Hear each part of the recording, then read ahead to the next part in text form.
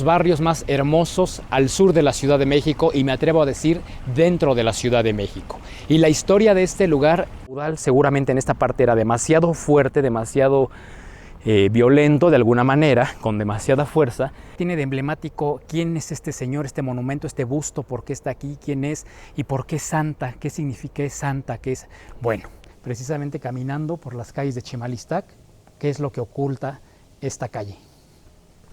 El barrio de Chimalistac, bueno, esta es la parte, lo que se conoce como la Fuente del Huerto. Esta es la capilla de Chimalistac o capilla de San Sebastián, como comúnmente se le conoce. Así es que permíteme llevarte en este recorrido, tanto visual como histórico, del barrio de Chimalistac, San Ángel, sur de la Ciudad de México.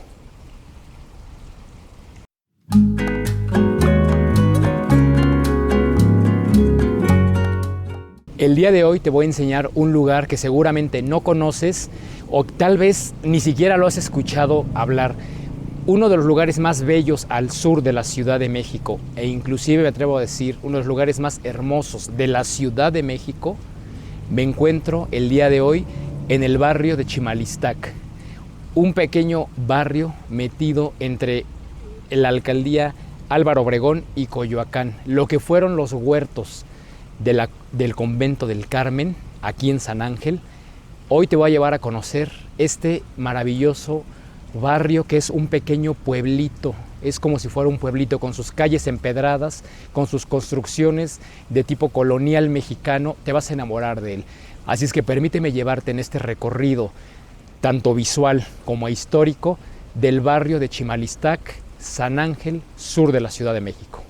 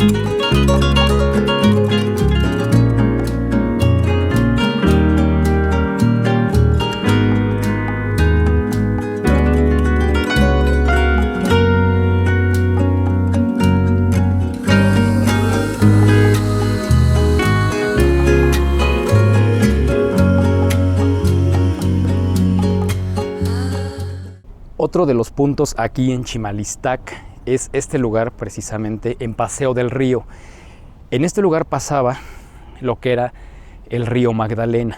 Como pueden ver y como hemos visto, pues tiene todo lo que es la traza original del río Magdalena, que en esta parte pues se encuentra entubado. Recordemos que este río Magdalena viene desde las partes altas de Magdalena Contreras, de los manantiales en la parte de los dinamos, y bueno, pues bajaba aquí, podemos ver todo cómo estaba la traza y se ve que era un río bastante caudaloso.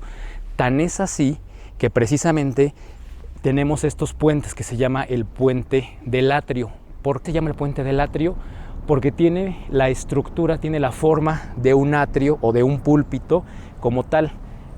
Este puente lo construyó Fray Andrés de San Miguel. Fray Andrés de San Miguel era obviamente un teólogo carmelita, monje carmelita.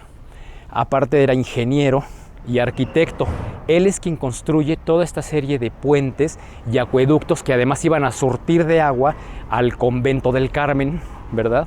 Es quien hace todo esto, un gran teólogo y un gran arquitecto, quien crea estos puentes. Él, Fray Andrés de San Miguel, es también a quien se le atribuye la construcción del acueducto de Querétaro.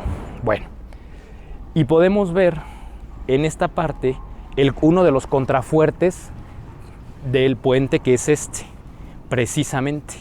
Esto quiere decir que lo que nos deja lo que nos dice es que el caudal seguramente en esta parte era demasiado fuerte, demasiado violento de alguna manera, con demasiada fuerza, y lo que hacen estos contrafuertes es para que el agua no dañe la estructura del puente, no esté así dañando la estructura, precisamente este tipo de contrafuerte que se divide, que es como una Y, pasa el agua, la divide y se distribuye y no daña la estructura del puente.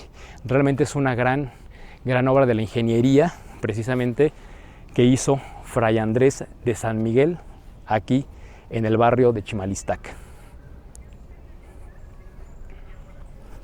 Y bueno, como les mencionaba, me encuentro en el puente, en la parte superior del puente del atrio o del púlpito, que fue que construyó Fray Andrés de San Miguel. Muy bien. En este lugar aquí era donde los carmelitas venían a practicar su voz, a modular la voz. Como aquí pasaba, era muy fuerte el caudal del río Magdalena, todo el ruido que esto hacía, los monjes venían aquí a practicar su voz, es decir, recordemos que ellos en el proceso de evangelización, en donde se daba la evangelización de manera abierta, en lo que llamaban las capillas abiertas o capillas de indios, pues imagínense a todos los indígenas, esto era pues una gran cantidad de personas, ellos aquí venían a modular la voz, a que tuviera fuerza su voz, a matizarla. ¿Esto para qué? Precisamente para que ellos, al momento de dar la misa, las evangelizaciones a cielo abierto y a una gran cantidad de gente, pues se escuchara a lo lejos. Por eso es que venían aquí a este lugar en donde con el ruido del río Magdalena, pues ellos le ponían más fuerza a su voz, la matizaban y le ponían pues más o mayor, la modulaban. Entonces, fíjense qué manera más interesante. Recordemos que en esa época pues no había nada de tecnología, nada de micrófonos, nada de nada. Pues en esta parte, con el ruido que generaba el río aquí al pasar, ellos aquí practicaban e insisto, matizaban, modulaban y le daban fuerza a su voz para posteriormente decir las misas y que todas las personas, todos los indígenas que eran a cielo abierto estas misas, pues los pudieran escuchar. Esto es otra de las maravillas aquí del barrio de Chimalistac.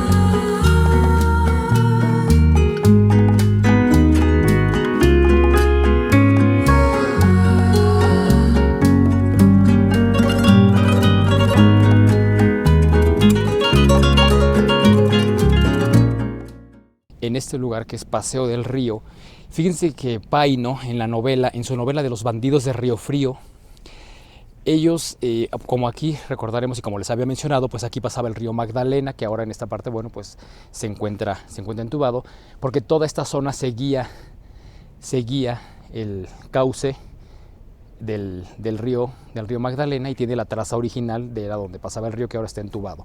Paino menciona en su novela de Los bandidos de Río Frío que aquí venían con los caballos, los dejaban aquí a la orilla del río y este era un verdadero vergel. Toda esta zona de aquí lleno, imagínense, árboles frutales, el río corriendo en esta parte, las plantas, las flores, este era un verdadero oasis y así lo narran en Los bandidos de Río Frío de Paino. Bueno, pues aquí un dato más de este histórico, de este gran lugar y de este hermoso lugar del barrio de Chimalistac.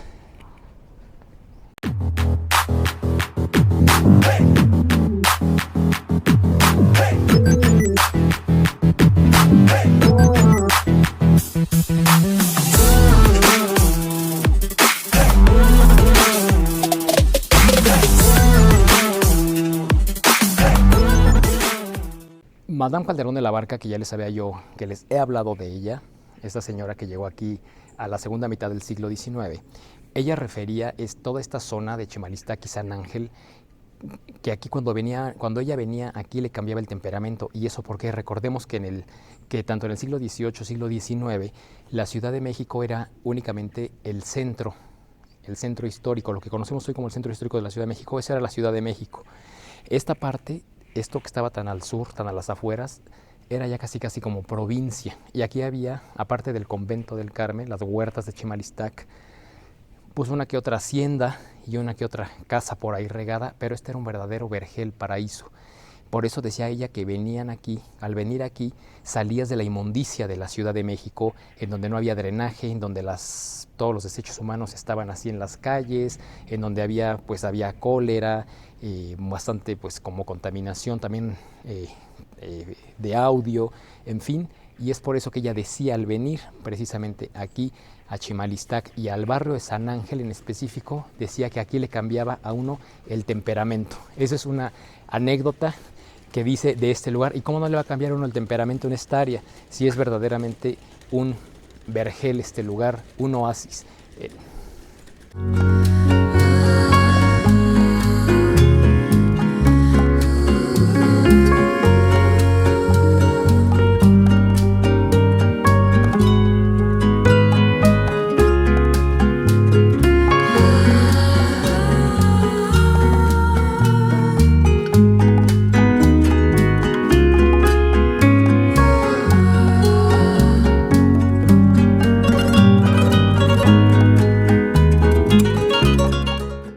La calle de Pimentel y Fresno, precisamente en esta esquina es en donde se encontraba un fresno de más de 800 años y esto está completamente, claro, ahorita ya no se encuentra, pero tenemos la placa conmemorativa la cual narra aquí.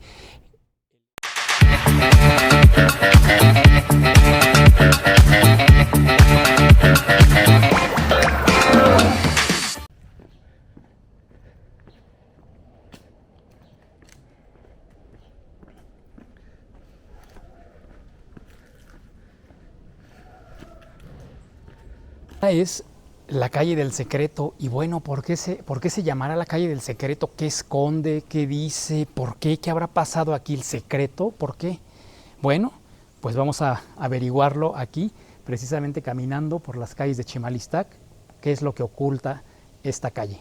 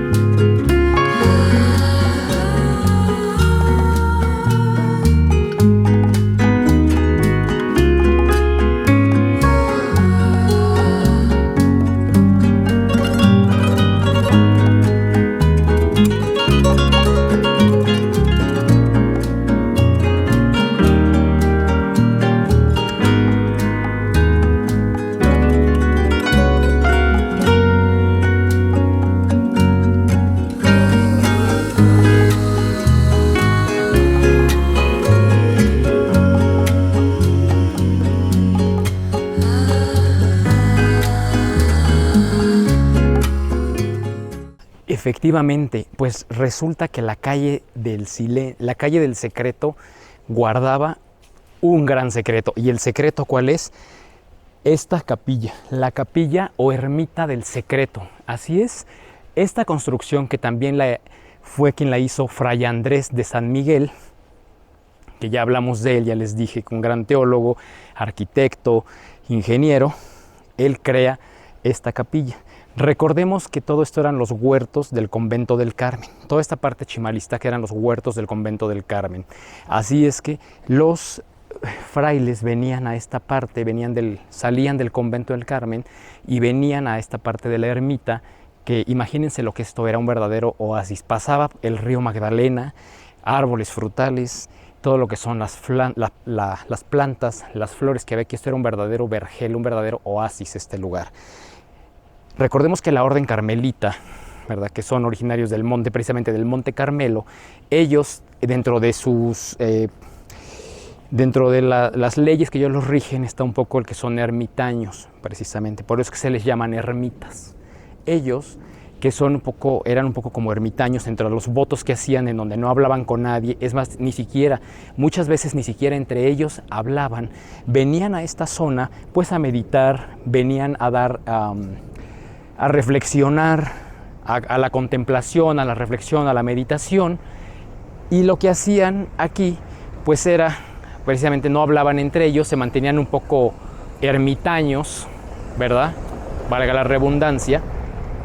Pero una cosa, y por la que este lugar se le conoce como la ermita del secreto, es porque si uno entra y se para en uno de los extremos de los muros y el otro fraile o la otra persona en el otro extremo, lo que tú murmuras de un lado, la otra persona lo escucha al siguiente extremo. Así podían ellos comunicarse de alguna manera, volverse a decir ciertas cosas y que nadie escuchara su conversación o lo que estaban diciendo. Es por eso que este lugar se le conoce como la finca, como la ermita del secreto.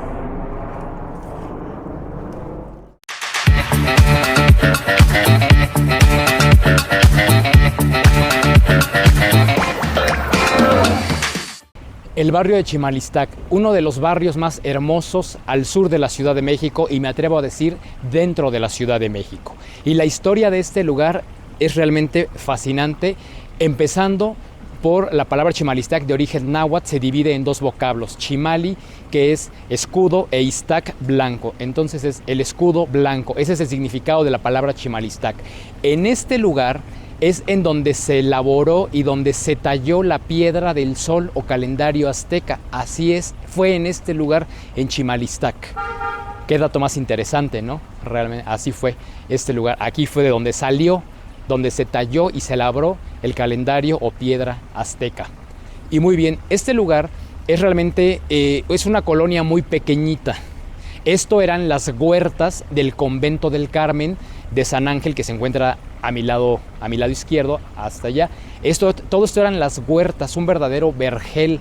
Imagínense ustedes lo que era este lugar, lleno de árboles frutales que se caían, se desparramaban, se desbordaban de fruta. Muy bien, pues en este lugar era precisamente, aquí era una parte, eran dominios de Coyoacán. De hecho, recordemos que Chimalistac, de un lado de Chimalistac pertenece a Coyoacán y del otro lado pertenece a Álvaro Obregón. A pesar de que es una colonia muy chiquita, que es como un pequeño polígono, pues así es como está conformado. Realmente es un lugar muy pequeño. Sin embargo, tiene una gran historia, que es la que yo les estoy contando y les voy a contar a través de este recorrido y este viaje aquí en Chimalistac. Cuaupopoca era el gobernador o emperador mexica de Coyoacán. Para 1519, a la llegada de Hernán Cortés, en una batalla,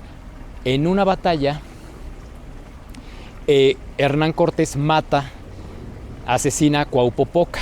Cuaupopoca tenía un hijo de nombre Ixtolinque. Bueno, obviamente Hernán Cortés se queda con todas las tierras de Coyoacán y toda el área de aquí, de la parte de Chimalistac y Coyoacán. El hijo Ixtolinque se une a Hernán Cortés para derrotar precisamente a Tenochtitlán. Posteriormente pasa ya la caída de Tenochtitlán, y Hernán Cortés, a modo de pagarle la lealtad que le tuvo Ixtolinque, de entrada lo bautiza y le pone Fernando de Guzmán Ixtolinque, es decir, lo bautiza con el nombre español y ya llevaba su apellido obviamente indígena. Ixtolinque lo nombra gobernador de todas estas tierras, igual que lo fue su padre, porque Cortés le devuelve las tierras en modo de agradecimiento por la lealtad que le tuvo Ixtolinque de haberse unido a él para derrotar a Tenochtitlán. Le devuelve otra vez todas estas tierras que le pertenecieron a su familia, a su padre, las vuelve a gobernar y las recupera. Posteriormente, con el tiempo, el hijo de Ixtolinque, Felipe Ixtolinque, también se vuelve aquí gobernador de toda esta área. Cuando llegan los carmelitas descalzos, él cede toda esta parte de la finca de Chimalistac, que es toda esta área, la finca de Chimalistac, él la cede a los carmelitas para que construyan lo que conocemos actualmente y lo que quedó después de las leyes de reforma, únicamente como el convento del Carmen. Y toda esta área eran los huertos, los maravillosos y más exuberantes huertos que ha visto, yo creo que la Nueva España, así me atrevo a decir, porque esto era una cosa realmente espectacular y maravillosa, con unos árboles frutales que desbordaban fruta de una manera increíble. Esa es la pequeña historia de este lugar que muy pocos de ustedes conocen, que tal vez ni siquiera ubiquen precisamente este lugar, aquí Chimalistac. Sin embargo, tiene una historia, como les acabo de contar, bastante interesante, llena de muchos secretos, en tan solo un par de cuadras aquí en lo que es la colonia Chimalistac.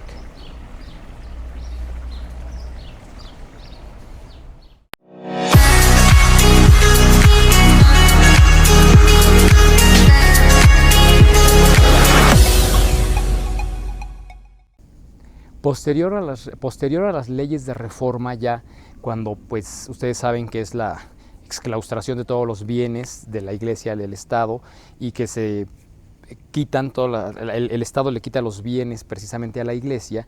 Bueno, pues Chimalistac, que estas eran las huertas del convento del Carmen, únicamente les dejan la parte a los carmelitas, les dejan la parte del convento nada más. Todo esto que eran las huertas, esto es lo que se queda, digamos, el gobierno, esto es lo que les expropia. Y aquí hay un personaje muy interesante que seguramente ustedes han escuchado hablar. Seguramente han utilizado, se han bajado o se han subido en ese lugar, se han quedado de ver con alguien en el siguiente punto del nombre que les voy a decir. El doctor Mariano Gálvez, ¿le suena? Precisamente. Hay una estación de un transporte que se llama el doctor Gálvez. Pues el doctor Mariano Gálvez compra a muy bajo precio lotes, partes de lotes aquí en Chimalistac. Pues se los vendieron, algunos se los han de ver pues, vendido muy baratos, otros a lo mejor a modo de dárselos pues como a modo de paga, y en fin, la cosa es que los consigue muy baratos. La idea de él era pues reformarlos, meterles la cuestión de los servicios, urbanizarlos y posteriormente venderlos. Únicamente logra vender 1 o 2, no hizo más. Cuando muere el doctor Mariano Gálvez, su hijo homónimo de él, su hijo Mariano Gálvez Jr., él junto con 2 políticos de la época, ya estamos hablando de principios del siglo XX, con 2 políticos de la época que era Pimentel y Faguaga, ellos se encargan ya de terminar de fraccionar todo lo que es esta parte de Chimalistac, todos los predios que ellos tenían, todos los terrenos, los dividen, los fraccionan, los urbanizan, les meten servicios, y ellos son quienes logran vender gran parte de los lotes de aquí de Chimalistac. El hijo del doctor Mariano Gálvez, que lleva el mismo nombre, su hijo Mariano Gálvez Jr., es, junto con Pimentel y Faguaga, quienes urbanizan y terminan de vender, y son quienes venden la mayor parte de los lotes de aquí de Chimalistac. Ya que hablamos de que el hijo del doctor Mariano Gálvez vende ya los predios ya urbanizados y todo, de las primeras personas que llegan a principios del siglo XIX, que llegan a establecerse en esta área de Chimalistac, de los primeros vecinos quienes compraron, fue Ignacio Cumplido. Ignacio Cumplido era un periodista, tenía una imprenta, y él es el creador del periódico El Siglo XIX. Este periódico, imagínense ustedes las grandes plumas que escribieron en él: Paino, Altamirano, Guillermo Prieto. Bueno, imagínense lo que eran todos los liberales de la época, que estamos hablando de finales, de esos personajes de finales del siglo XIX y principios del siglo XX. Lo que era eso, bueno, pues él fue de los primeros, este señor Ignacio Cumplido, en establecerse, fundador del periódico Siglo XIX, en establecerse aquí en el barrio de Chimalistac. Como veníamos comentando aquí y platicando de todo lo que es el barrio de Chimalistac, bueno, esta es la parte, lo que se conoce como la fuente del huerto. Recordemos que toda esta parte era el huerto de Chimalistac. El huerto de Chimalistac pertenecía precisamente a lo que era el convento del Carmen. Todo este gran vergel, todo esto que acabamos de ver, que ahora ya está obviamente fraccionado y urbanizado, Pues imagínense lo que esto era en el siglo XVII, en el siglo XVIII y todavía una parte del siglo XIX este lugar. Precisamente Madame Calderón de la Barca, ella hablaba y decía que en toda esta área de San Ángel a uno le cambiaba el temperamento, y efectivamente este es un gran vergel. Recordemos que aquí es en donde empiezan todos estos grandes pedregales. Aquí esta tierra es muy prodigiosa. ¿Por qué? Por la abundante cantidad de agua que existe de manera natural, y aparte que también cae mucha agua de lluvia. Y la otra es que toda la tierra que está aquí en esta área del sur de San Ángel, de Álvaro Obregón, es de Magdalena Contreras, es la tierra, todos los minerales del volcán del Xitle o Jitle.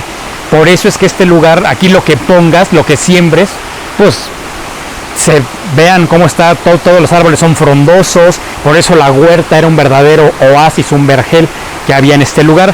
Y recordemos que Chimalistac, ¿verdad?, o Villas de Chimalistac, como se conocía en ese entonces, pues era las afueras de la Ciudad de México. Esta era ya la provincia, esto era muy a las afueras de la Ciudad de México, en donde únicamente había ciertas haciendas de la gente potentada de la época que vivía en la Ciudad de México, que, como les he mencionado en otros videos, la Ciudad de México era únicamente el centro histórico. Eso era la Ciudad de México.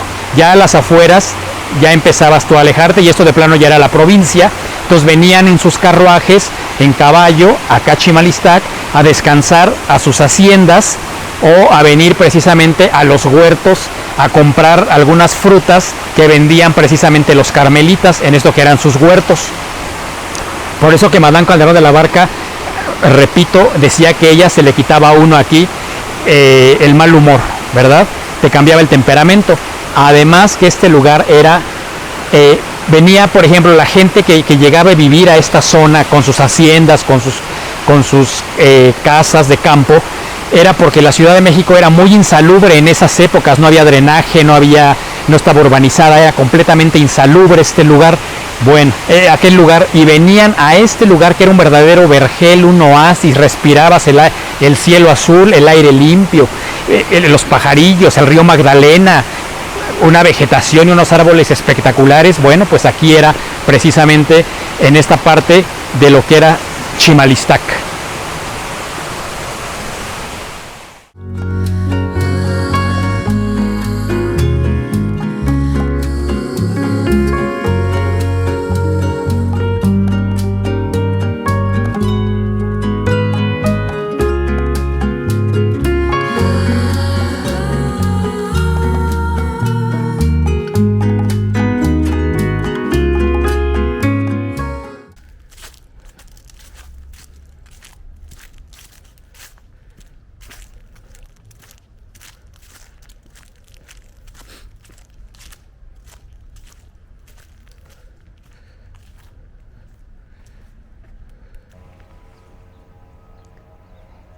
Me encuentro en un lugar muy peculiar de aquí del barrio de Chimalistac. Como podemos ver, en una calle que se llama Santa. ¿Qué tiene que ver por qué Santa? Y esta Plaza Federico Gamboa. Me encuentro en la intersección del Santa y la Plaza Federico Gamboa. ¿Quién es Federico Gamboa? ¿Por qué se llama así? ¿Por qué tiene una plaza? ¿Por qué una calle con un nombre que se llama Santa? ¿Quién es Santa? ¿A qué santo se refieren? ¿A qué santa se refieren? Bueno, pues vamos a averiguar precisamente quién fue Santa y Federico Gamboa aquí en el barrio de Chimalistac. El busto de Federico Gamboa. ¿Quién fue Federico Gamboa? ¿Por qué el nombre de Santa y Federico Gamboa están aquí, uno prácticamente a un extremo del otro? Muy bien. Federico Gamboa fue un político mexicano, exsecretario y secretario de Relaciones Exteriores, tanto en la época de Victoriano Huerta como en la época de Porfirio Díaz. Aparte, él era un escritor. A él se le atribuye como el máximo exponente del naturalismo en México. Dentro de lo gran escritor que era, aparte de lo político, Federico Gamboa escribe la obra Santa en 1904. Él es el autor de la famosísima obra Santa, que posteriormente, para 1918, la actriz Elena Sánchez protagonizó esta película, Santa. De esta película realmente la gente no la ubica mucho. ¿Por qué? porque esa película era una película muda y además se quemó en el incendio de la Cineteca Nacional que hubo hace varios años. Se quemó esa película y únicamente se pudieron rescatar o quedaron ciertos fragmentos que se pueden ver, que podemos encontrar, que se encuentran por ahí dispersos, en donde se notan ciertas, por ejemplo, se ve una parte de Chimalistac, se ve la avenida Paseo de la Reforma, sí, obviamente sin pavimentación, sin nada al lado, una que otra construcción, con la columna de la Independencia, se ve Chapultepec, y es lo único que se logró, el castillo de Chapultepec, el bosque, y es lo único que se logró rescatar.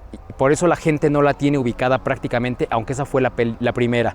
Para 1932 se vuelve a realizar la película de Santa, la cual ya es estelarizada por Lupita Tovar. Aquí sí ya la gente ya ubica más el nombre de Lupita Tovar y la película de Santa, precisamente protagonizada por Lupita Tovar. Esta película además la gente es considerada, por eso en el imaginario colectivo de la gente se tiene la gente la recuerda y la tiene presente, porque es la primer película sonora mexicana. Santa, de 1932, de la obra del maestro Federico Gamboa, estelarizada por Lupita Tovar, es la primer película sonora de México. Por eso es que la gente la tiene más ubicada y la puede, aunque es en blanco y negro, pero ya es precisamente ya es hablada. Y como podemos ver aquí en el busto de Federico Gamboa, está sobre el libro de su obra Santa. Y esto, bueno, pues es uno de los grandes secretos aquí del barrio de Chimalistac también.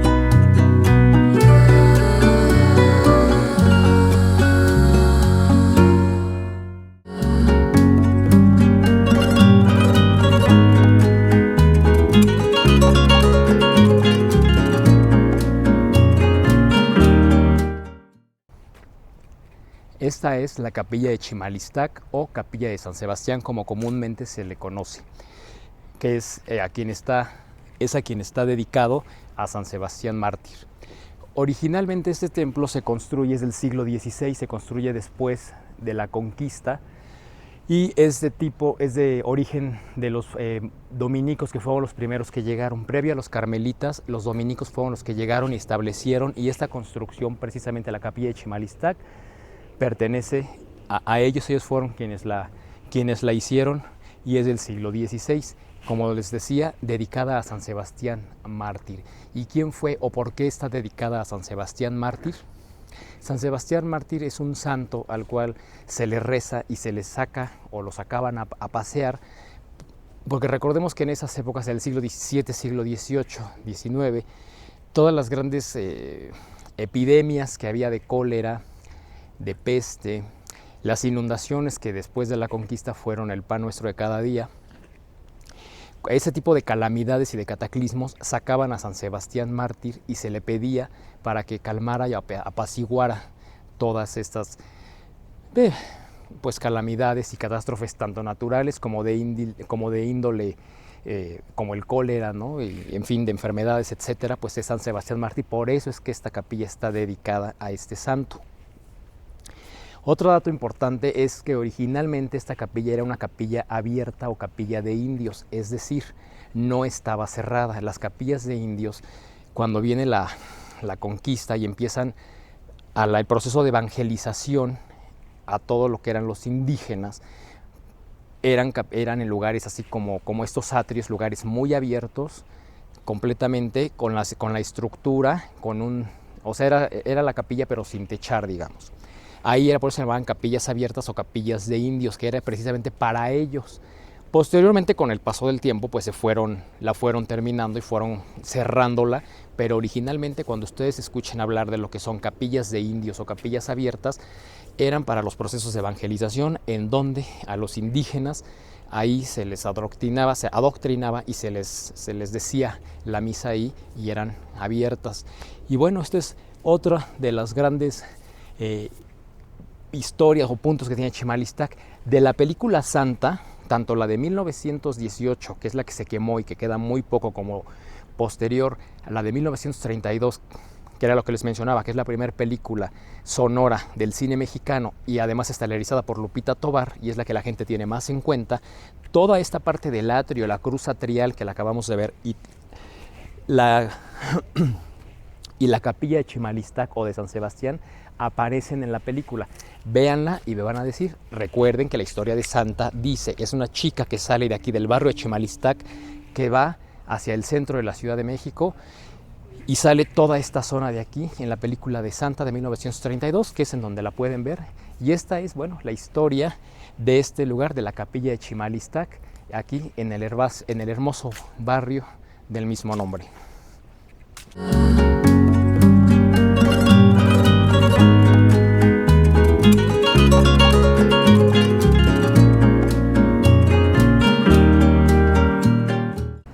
Otro dato aquí de esta área de Chimalistac y San Ángel, que en general se le toma prácticamente como lo mismo, Chimalistac y San Ángel. Pues recordemos que esto eran las huertas de Chimalistac, pertenecientes, las huertas del convento del Carmen, que está aquí al lado, exactamente en San Ángel. Bueno, pero ¿quién es San Ángel? ¿Por qué San Ángel? San Ángel le pusieron el nombre de San Ángel en honor al santo San Ángelo. San Ángelo es quien se dedicó, o fue quien se dedicó a evangelizar, ¿verdad? En la época medieval, en la época de las cruzadas, a los sarracenos. ¿Y quiénes fueron los sarracenos? Los sarracenos es el nombre con el que se le conocía a los árabes o musulmanes en esa época. Por eso este lugar, por eso San Ángel como tal se le conoce a todo este lugar, está puesto en honor a San Ángelo. Y bueno, esta es parte de la historia de lo que es San Ángel, el nombre, y posteriormente quedó con el nombre de Villas. Cuando se hace a finales del siglo, este lugar que se empieza a fraccionar y se empieza a vender a finales del siglo XIX y principios del siglo XX, quedó todo con el nombre de Villas de San Ángel, que posteriormente, ya para 1932, después de la muerte de Álvaro Obregón, se le quita el nombre de Villas de San Ángel y queda únicamente como San Ángel.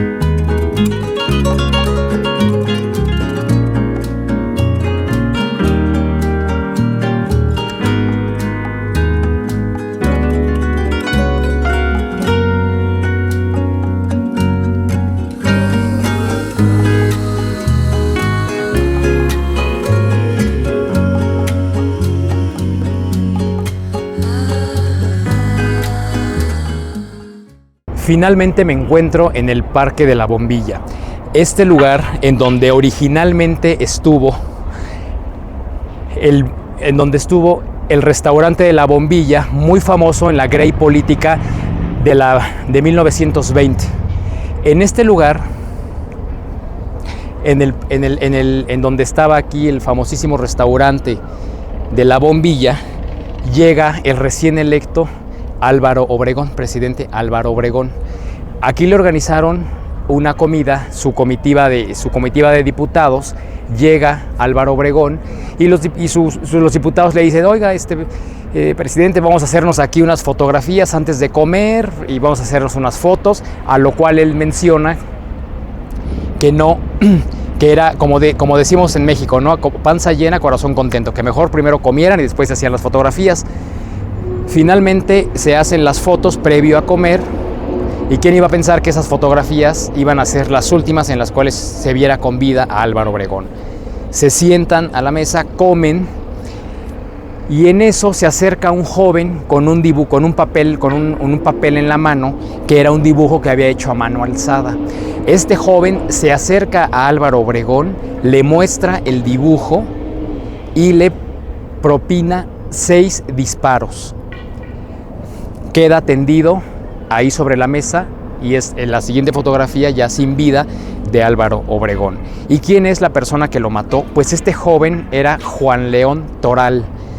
Juan León Toral era un joven que le gustaba el fútbol. De hecho, venía en ese momento, había primero ido a jugar fútbol, que a él le gustaba mucho, era muy aficionado al fútbol. Había llegado aquí al restaurante de La Bombilla, que previamente en los baños había escondido el arma. Y es a donde llega y mata a Álvaro Obregón. Se dijo que la autora intelectual de dicho asesinato fue la madre Conchita.